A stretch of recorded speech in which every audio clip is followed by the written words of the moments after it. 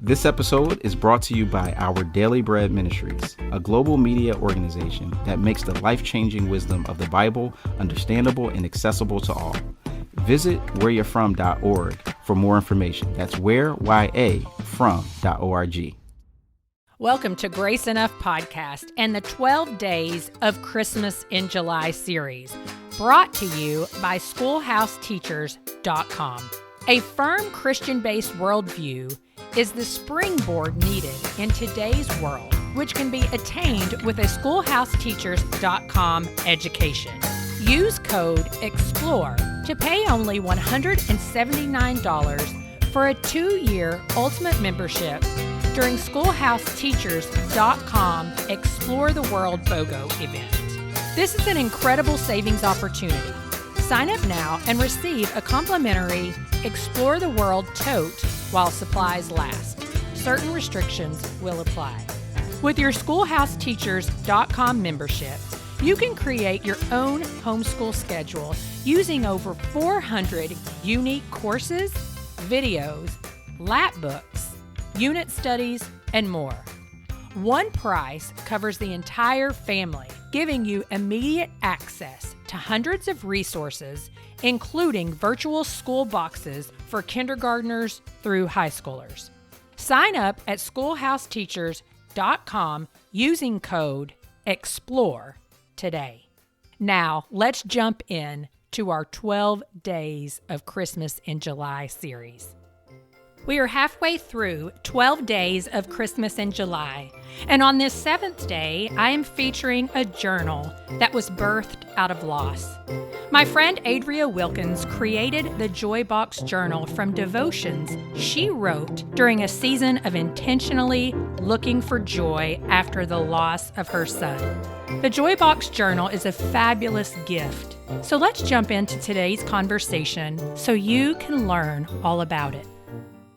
Good morning, Adria, and welcome to the Grace Enough Podcast. Thanks, Amber. I'm so excited to be here with you.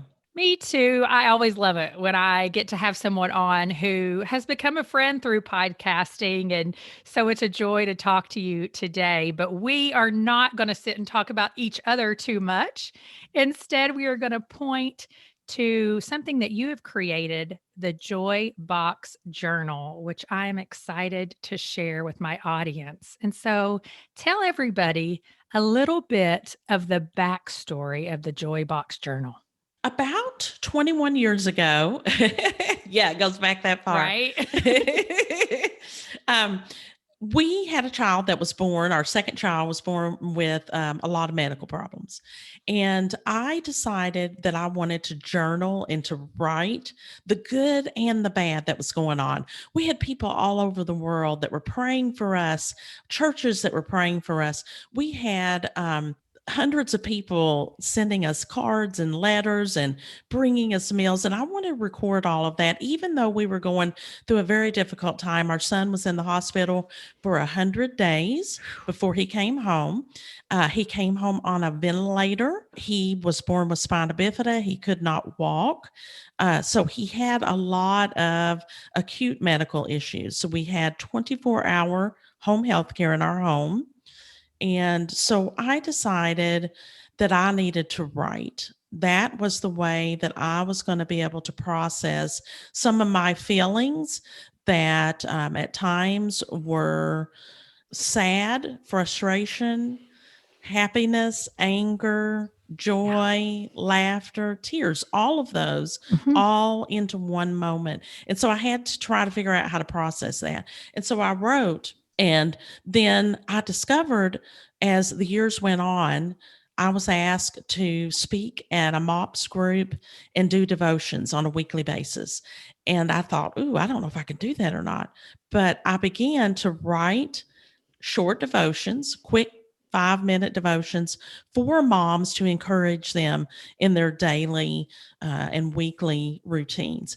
And so as I began looking at those 5 years ago, I ended up running across a lady in our church who is an editor for her where she works.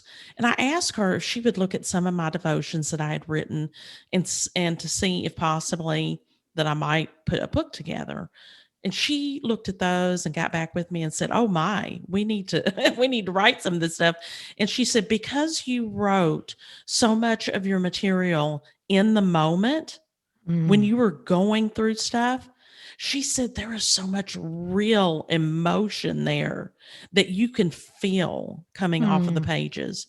And so we met for 3 or 4 months every Saturday at Panera Bread, and we would meet for 4 hours at a time, and we would work through 4 or 5 devotions, and we would talk and brainstorm ideas for what a book would look like. And she helped me come up with an idea of writing a devotion slash journal that people could use. They could do a little reading, and then we could offer them questions to journal, and they would be thought-provoking questions about your life and how you can pull joy out Mm. of any situation. So that's how it all kind of began and how it ended up happening right before it was placed into a publisher's hand. I love that someone came alongside you and offered her expertise. What a gift. Yes. So tell me, because your son, he did end up passing away. Was he at age 6? No, Am he I was 3. 3? Okay. Hmm. Your oldest. Yeah, my daughter was around the age, she was actually 5 when he was born.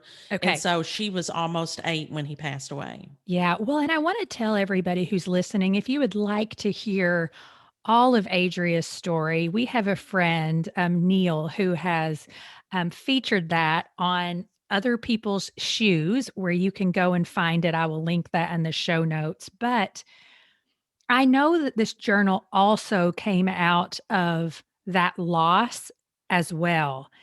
And so, how do you feel like looking for joy in the everyday while walking through the illness with him and then walking through the grief of losing him really helped you to grieve?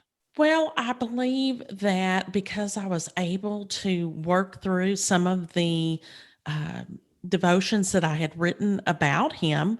Now, Mm. there are only 2 or 3 devotions in the book that are specifically about him. I try to do some devotions around just things that bring me joy, such as Mm. creation and just the things that spark my interest. And Yep. then I go research those. But Neil Matthews on the Other People's Shoes, when he interviewed me, that was one of the hardest interviews I've ever done.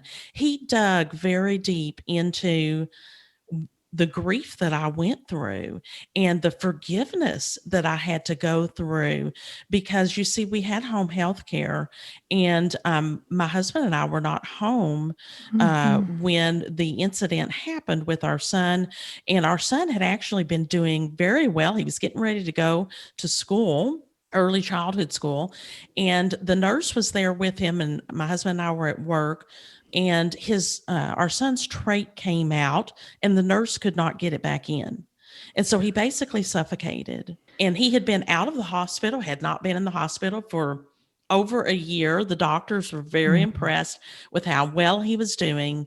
And so it really was an accident of Mm. his death.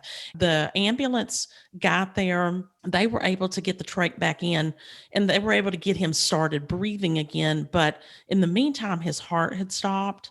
And then they even were able to get his heart started back. And they were talking about, wow, this little boy is like steel, It's a little Um, trooper. but he was brain dead at that point because you Mhm. see, we were able to teach Blake 15 sign language words. He Yeah. was able to get up and play like every other child and throw toys everywhere. He just had to sit or be in a standing wheelchair whenever he did those things. And so I had to walk through, even though I did not blame the nurse for the situation, I still struggled with what really happened. Why couldn't she get his trach back in when we were always able to get it back in? Mhm. So I wasn't bitter towards her or anything like that, because one day I was out walking in our neighborhood and, of course, thinking about the whole situation. And it was as if God gave me in my mind and told me, He said, "You know what? there were many times that you and your husband did not have home health care and you were home by yourself and had to take care of your child by yourself. You should be thankful that it was not you that could not get the trach back in, Wow. and that the nurse, has to carry that with her, and she really has struggled with it. Yeah. And so I thank to God that I wasn't there, that it wasn't me that could not get the trach back in. And then I would have blamed myself for all those years. Yeah. And so, we, even though it was difficult to let him go, and I often tell people this, and my husband says, well, be careful how you say this. But 3 days later, we took him off of life support because he was brain dead. And when we walked out of the room, I said to myself, I feel like a burden has been released off of me. And I felt the joy that only God can give. Everyone else was weeping and crying. But I said, I feel so good. I don't have to say, is he going to live another day? Is he going to take another breath? Do I have to order medical supplies today? Are we going to have another nurse today? Yeah. All of those worries were gone. And I knew where Blake was. He was in a better place, and I didn't have to worry anymore. We had done all that God had asked us to do. We had given all that we had. And my husband turned me around as we walked out of there, and he said, I love you more today than I ever have. And the reason why I get emotional right now, because I don't always, but I was thinking about a lady that was in there with us. We were able to have 2 people in the room with us when we took our son off of life support. And one of them was a lady named Glenna Ford. She was 70 years old, and she was my rock that held me during those 3 years. Well, she just passed away last week. And so that's part of my emotion. And then we had our pastor in the room with us.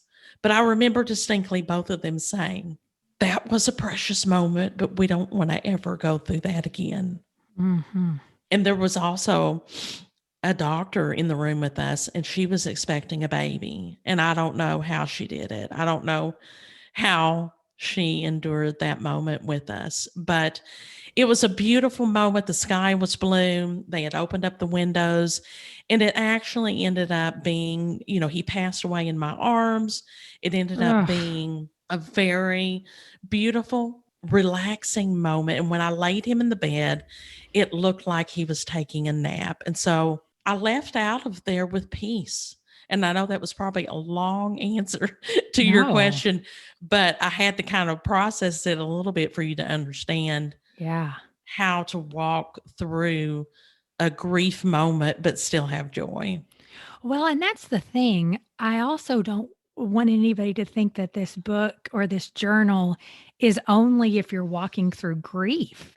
It's really a journal of what I like to call, because this is something that someone trained me to do years ago when I was struggling, was collect joy points. Like I had this, somebody challenged me.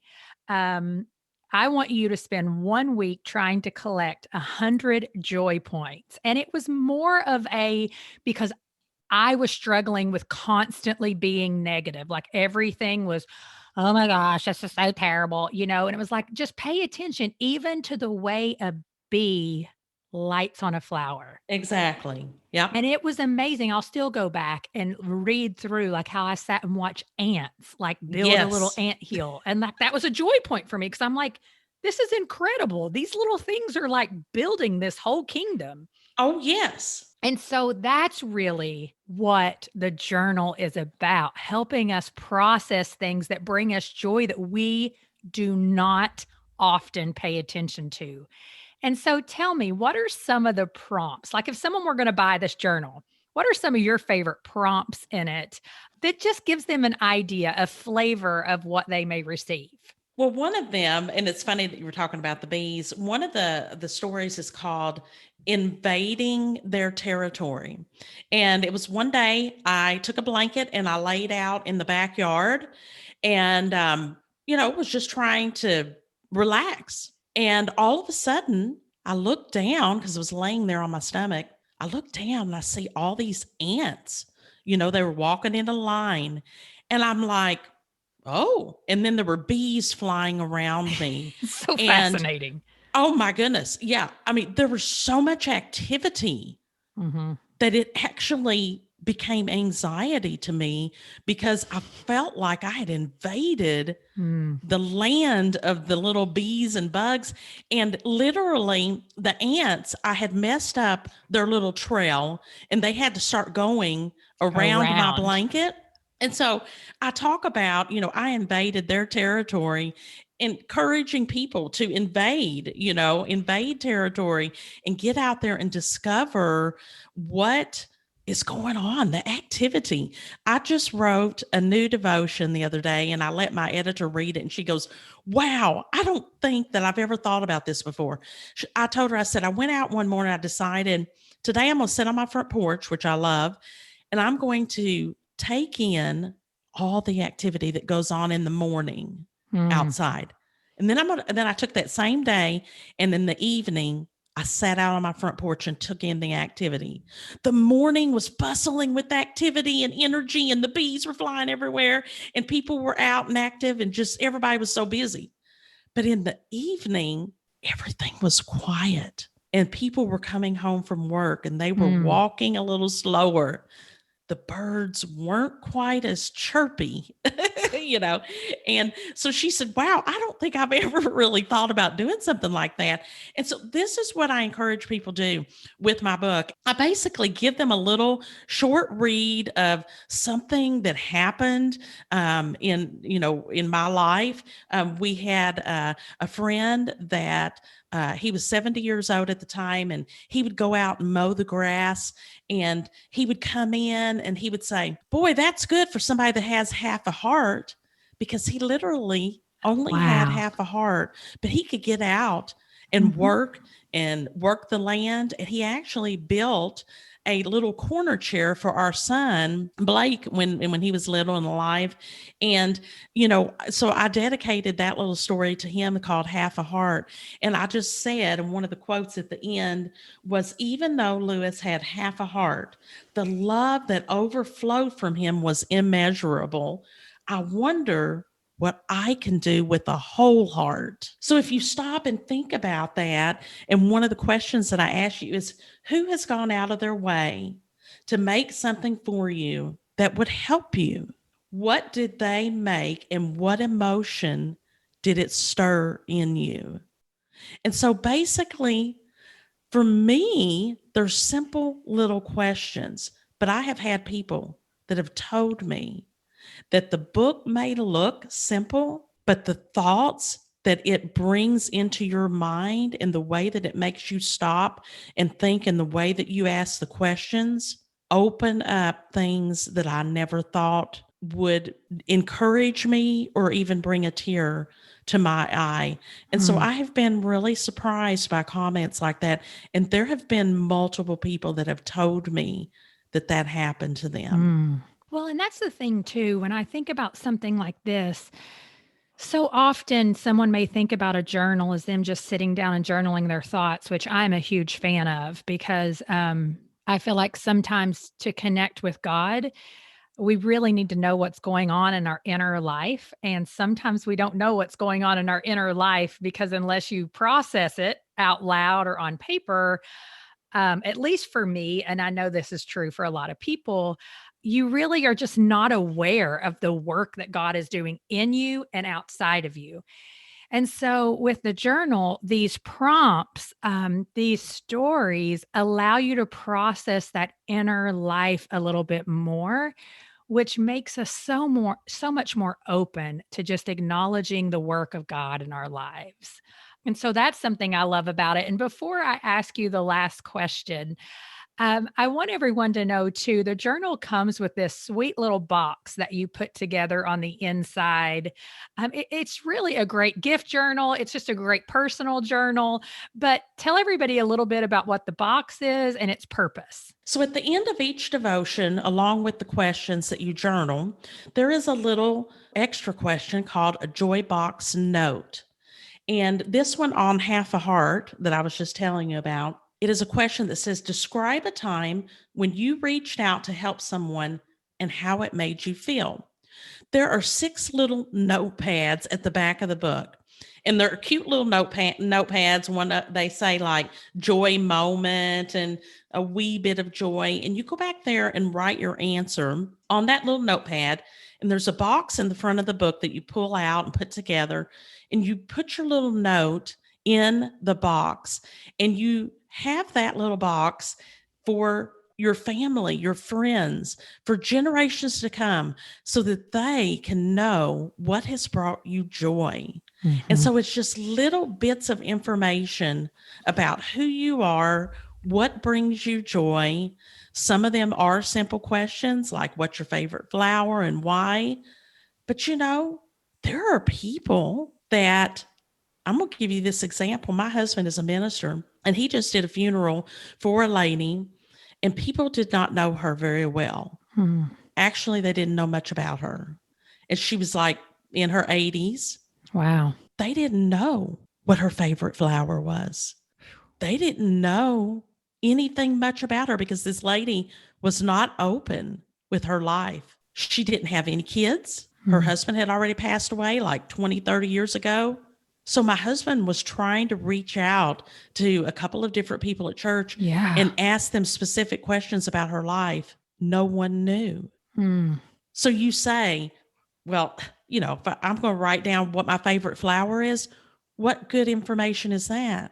Because that's an important piece of your life. That is what brings you joy, the beauty of that particular flower, the details and the colors of those flowers, and maybe even the time of year that those flowers grow in. So it can give you a lot of information about who you are. Well, and I've learned too, with learning to do that yourself, if you do have children, actually helps your children to do that. And then that just keeps getting passed on. Like I didn't really, and I don't think a lot of people do, grow up in a family where we were really good about practicing, like, I appreciate this about you, or at birthdays, like, this is what we love about you, going around. And so in our family, we've made that a practice where sometimes at dinner, all of a sudden, someone will just say, we're going to go around the table and tell each other what we appreciate about each other. Or we're going to go around the table tonight and